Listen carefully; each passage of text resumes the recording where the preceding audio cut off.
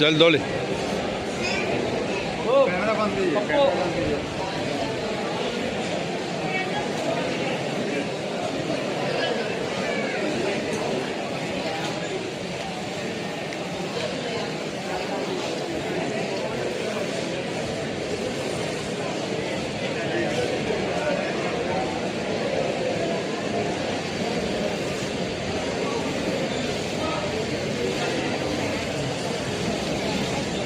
നമ്മൾ മൂർക്കനാട് വിവാ ട്രാവൽസിൻ്റെ ഇന്നത്തെ ഉംറ ടീമാണ് പുറപ്പെടുന്നത്.